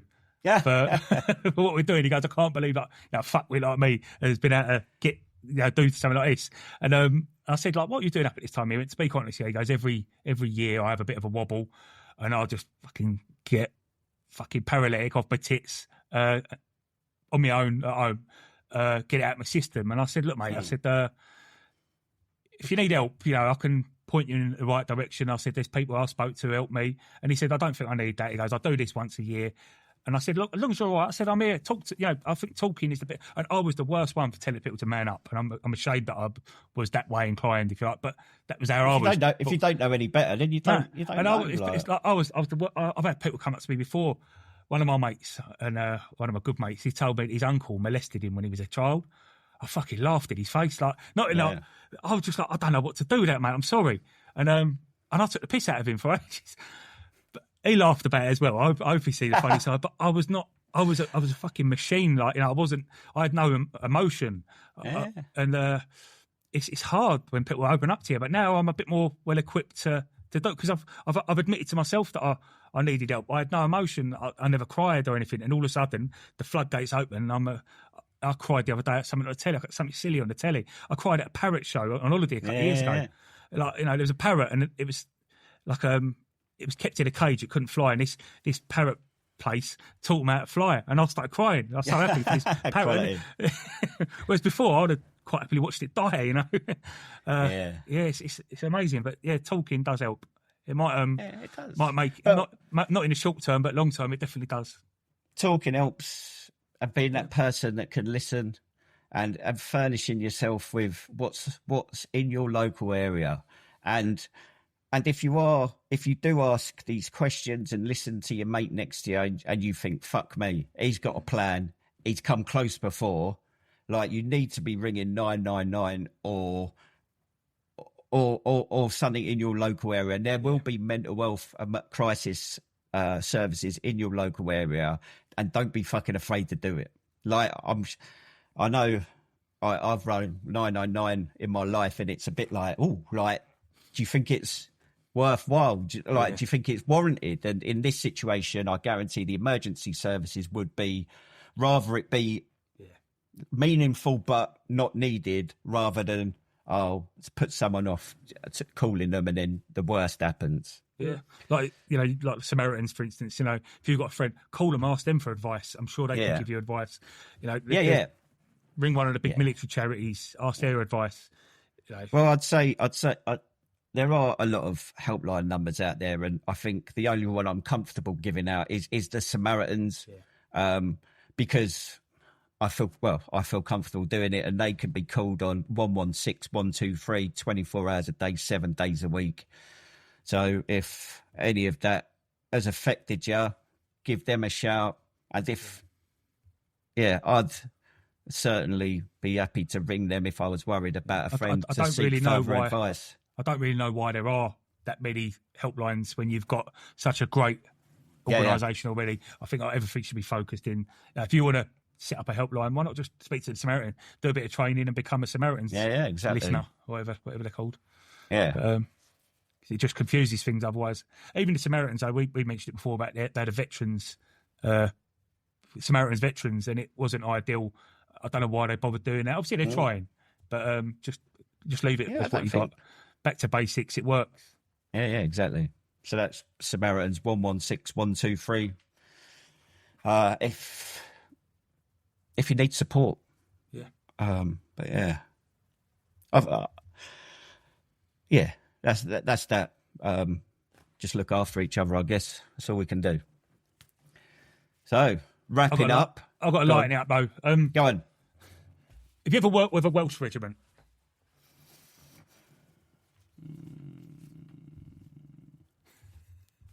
They're all called Williams or Jones. So I was watching something the other day, and it's the Welsh Guards. And when they talk about each other, they don't refer to each other by their name. It's the last two digits of number. So they go, 6'2" or 4'8". And it just makes me laugh. Like I say, they're all called Jones. It's a bit like, a lot of Indian people are called Patel, or the Gurkhas, a lot of them are called Garung. And the Welsh are all Williams and Jones. And I like that. Yeah. Wait, 5'2". Yeah, and it's funny because a lot of them are, Taff. Yeah. But, that's good. I like that. I thought I'd throw that in there. You've got to lighten it up. Yeah. A bit of promotion. So I mentioned it the other week, but so the 15th of November, Saturday this year, the Muster Point Celebration and Remembrance in Stevenage. We've got a 3-course meal. We've got comedians from the Veterans Comedy Club coming down. We've got some tributes to veterans. We've got a live band. We've got a DJ. Get on our website, www.themusterpoint.org.uk. Get yourself some tickets. Currently, early bird tickets are £65 a ticket, or if you're a bit flush, you could get a table of 10 for 600. But I think it's shaping up to be a really good night. It's about a 5-minute walk from the train station, isn't it? 5-10-minute walk, not 5, straight through the town centre. I think rooms are quite cheap at the hotel. Yeah, so if you book, then a discount code will be made available to you for discounted rooms. But and then all the money is any money raised. I think we're hoping to have a raffle, maybe an auction. Not too sure yet, but what money is raised will come back into doing what we do at the Muster Point. But it's not just about, I don't want it just to be about, it's not just a fundraiser. I want it to be a celebration of remembrance. It's the weekend after Remembrance Sunday. It'd be brilliant if some of the listeners that have never met us before could come along. Yeah, and just turn up and not tell us and be like, fucking hell. Yeah, because that's what I was going to say. So at that thing on Saturday, the Breakfast Club, there was a few people who were like, that's that bloke off the podcast. And it's like that. All right. That's that gobshite. Yeah. Fucking one-eyed wonder boy. Yeah. And the other thing I'd like to promote is the At Ease Festival. So the At Ease Festival is a weekend of music, camaraderie, food, camping. I need to get the location. I've forgotten it, but it's a brewery down near Worcester. Not that it matters because all the tickets are sold out this year, but I think it's on the 1st of August. We've done an interview with Rob, who's the founder of the At Ease Festival, and also Armed Forces T-shirt Day. But the interesting news is that weekend, the Muster Point podcast will be broadcasting live, so you can have a look, see what it's all about, listen to some of the attendees, some of the bands, and hopefully get yourself booked on for next year, because as anxious as I am about doing a live podcast, I think it's going to be good. And we're hoping to have Sleechy and his missus. Yeah, on the camera. We'll get him in front of it as well. It'd be rude not to, but yeah, it's going to be good. So that's it's in Worcestershire. It's in an old micro brewery, I think it is, isn't it? It's called the Spilsbury and Jones Brewing Company. There you go. And so we're going to be going live. Stamford Bridge. Stamford Bridge, what, Chelsea? No, it's Stamford, isn't it? This is Stanford. Oh, right, okay. Yeah. So, yeah, that would be good. As I said, we've interviewed Rob, so that will be going out on the 1st of August. Quite interesting. But, yeah, we've covered a bit this week, haven't we, Steve? Well, yeah, it's been a bit of a long one. But, yeah. And I say, if you're just listening, you're like, I'd like to share what I did when my daily routine as a clerk, Fucking hell, that'd be boring. Yeah, it would be boring, wouldn't it? Yeah. Laying on your back with your legs open. But, yeah. Steady. Shots fired.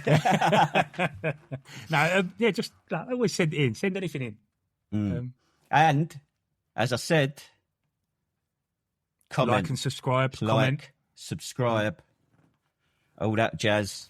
Leave your comment about the quiz, about self-made furniture. Yeah, that's it. What are we doing next time, Steve? Your proudest or most shameful moment? Lovely. That sounds good, doesn't it? It is, yeah. And, so send what you've got for that in. And, yeah, as I said, remember, like 116123 for the Samaritans. And with the Beyond the Wires, we're gonna have not a break, but we've been banging him out. If anyone wants to get in touch, please do. But we're not going to be chasing Beyond the Wires, so it will go back to the fortnightly main podcast and then the occasional. Still weekly. I thought the podcast fortnightly. Okay. For the time being, it's holiday season. All right. So when's this one going out? I've got it down to go out this Friday. Yeah, this Friday, and then the week after is T-shirt and At Ease Festival. Yeah, and then we're back. We have to bang another one. But then we've got holidays coming up. Sound. Yeah. Right. That leads us to the end, doesn't it, Steve? It does. Unless you've got anything else to add. No. You've got any holidays lined up? Going to Benidorm. Oh, are you? Yeah, September. Do like a bit of Benidorm. Where are you staying in Benidorm? There must be listeners out there. Fucking if anyone likes Benidorm, the Sandos Suites in Benidorm is a nice hotel. It's just out of the way. But what I like is you just help yourself to all the beer. They've got fridges full of bottles of beer and you help yourself. That's the only reason I go. All inclusive, isn't it? Yeah. It is, but you don't have to queue up at the bar. There is a bar, but you just go and help yourself. Oh, right. Oh, yeah, sorry, help yourself. Yeah, fair one. Yeah. Fair one. So I'll take a cool bag down, so I don't have to get up. And a piss bottle, so I don't have to leave. Yeah, fucking damn right. Right, do you want to wrap it up then? Another episode completed. Now I need a shower before we go into action stations. We now know what the infantry do when they're not charging at sandbags full of pig's guts. We've also heard some new games that have kept you all entertained over the years. Next time, we'll be discussing the proudest and most shameful moments in your time in the forces. Was it your passing out parade, or was it when it was your turn in the barrel in the lower decks of HMS Gay Bruiser? Get in touch, voice notes, DMs, or call Sleechy for a decorating quote and tell him to send us a voice note. Find us at Facebook at The Muster Point Veterans, X at The Muster Point, TikTok at The Muster Point, and YouTube, The Muster Point Veterans. Until then, parade. Bye!